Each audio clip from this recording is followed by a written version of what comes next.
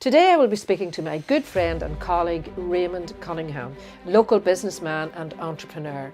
He's also a voluntary director of My, the Northern Ireland-based charity which focuses on physical, emotional and mental health.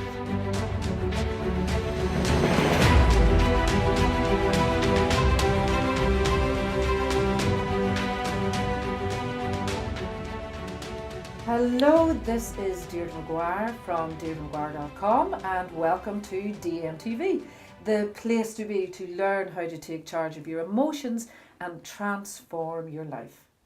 Okay, so it's lovely to see you here today, Raymond, and I'm so happy that we're getting this opportunity to talk together. We've been through a lot between one thing and another, we've been through a lot, so let me start with the first question, okay? So what has been the biggest challenge of your life? Loneliness. And what made that so awful? I suppose it was so awful because it was always there, always. And what made that the lowest point? The lowest point in my life, I suppose, was when my uncles and my auntie came to my home.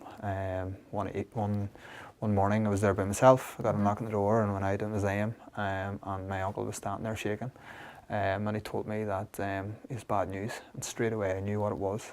He told me that my brother had died. My brother had lost his life to suicide. So Lawrence had taken his own life? Yeah, and that was the lowest point. Did you get over it, Raymond? Yes, I did. It took time, but yes. Mm-hmm.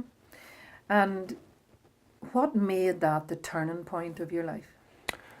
I suppose at that time in my life, having felt alone, lonely for 26, 27 years of my life, even though I had everything around me, great family, great friends, but that was all irrelevant to me. I felt that I was just on my own, and something that I could never get over.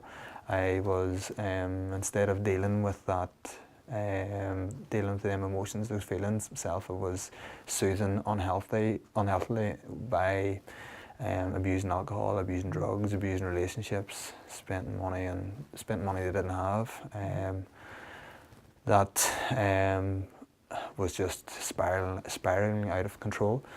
But the turning point for me was obviously then when I got that news about my brother, and it showed me that it gave me the motivation to really take a look at my own life and understand that I can do this. The gift of his life was the incentive for me to address those issues that had haunted me all of my life. And yeah, I really took it from there and I reached out. So it's crucial that you reached out. Yeah, that was the biggest thing for me. I sought help for the first time ever, knowing that even though I felt helpless, most of my life. So I sought help, which was great, and that was a turning point for me. So actually seeking help was the turning point? Yeah. What did you learn from it, Raymond? I learned that if I can do that, if I can seek help, take that first step, being a young male, I was very egotistical at the time, and I still have those traits. But I learned that if I can do that, anybody can. But I also learned that there's no quick fix to this.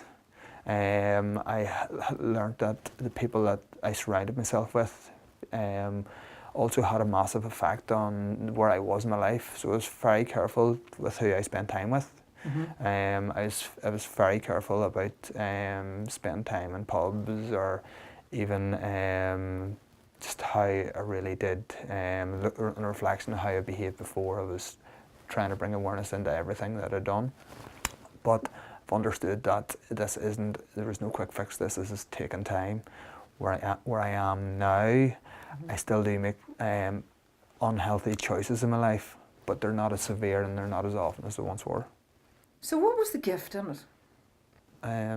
Understanding pain was the biggest gift for me, and although it was something that was the biggest challenge in my life, the pain had always been there, and trying to understand it, and I try to get rid of it through drink, drugs, again, spending money that I didn't have, borrowing money to spend money, and just crazy things, just constantly run away from the pain. But when I finally got to understand it, got to deal with it, it turned out to be the greatest gift in my life, because I know where that pain can take you, and take you to some dark places, make some really unhealthy choices, and I fully can understand the position that people get themselves into, because pain is a great motivator. Thankfully for me, pain was the motivation that changed my life, that helped me understand that I need to address what's going on here. And thankfully I reached out, and I did. I still make unhealthy choices. I never try to come across that I have everything sorted out, because I don't. I still make unhealthy choices regular, but they're not as often, and they're not as many, you know, and they're not as regular, I suppose, and they're less severe, but they're still there. So for me, on this journey of recovery, it's just taking time to understand that pain, and when it pokes its head up, I try to deal with it in a healthy way, rather than soothe it and deal with it in an unhealthy way. Exactly, yeah, and it's really about making peace with yourself. So, Raymond, what would you have wanted the younger you to know more than anything else?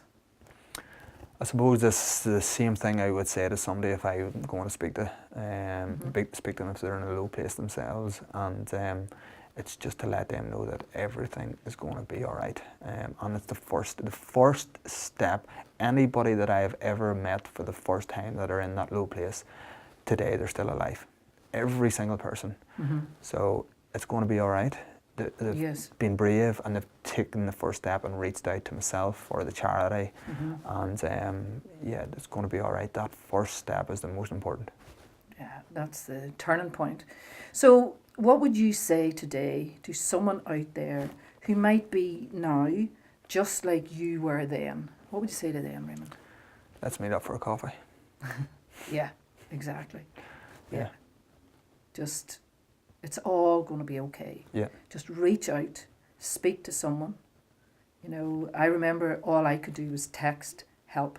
Yeah. I remember doing that. Yeah. But that's all you need to do. Yeah. And to get yourself out of that corner. Get yourself out of it. And if I can do it, I did some awful things in my life, things that I have been ashamed of, things that I've really made peace. When my brother needed me the most, I wasn't there for him. The next day I got the knock on the door that he was dead. If I can do it, so can anybody. And I truly believe that, and that is a huge part of my journey, faith in that, and faith that everybody in this world has a huge potential. Yeah, we've both been there. Yeah. My father took his own life, and I wasn't there. And it's the reason I mention this is because we both have an understanding of that shame, that secret, that dark shame that drives people to death. Yeah. And that's what I do today. I help bring people out of shame, and that's what this DMTV is about. There is no need to die, no matter what you've done. Somebody's always done something worse than that. Yeah. You know, it's letting go of that shame. And it's so important.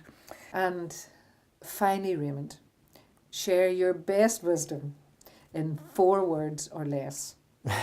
4 words. That's a struggle. No, this is I suppose a saying, a mantra, affirmation, or whatever you like to call it. It has always stuck by me, especially in the dark times. It is, "This too shall pass." So whenever I'm struggling with something, whether it be emotionally, whether it's something going on in the business or my relationship, I always understand that this too will pass. This too shall pass. And you know what? It always does. It always passes. The pain will pass. So just stick with that. Very simple, to the point, but it has helped me through some dark days. So this too shall pass. And me too. This too shall pass. Thank you so much, Raymond, for being here today. I am privileged to have you here. And I'd like to say thank you to you too for spending this time with us. Time is a precious currency. and I thank you for spending yours with us. So I'll talk to you again next week when there will be more wisdom, ordinary people, extraordinary stories.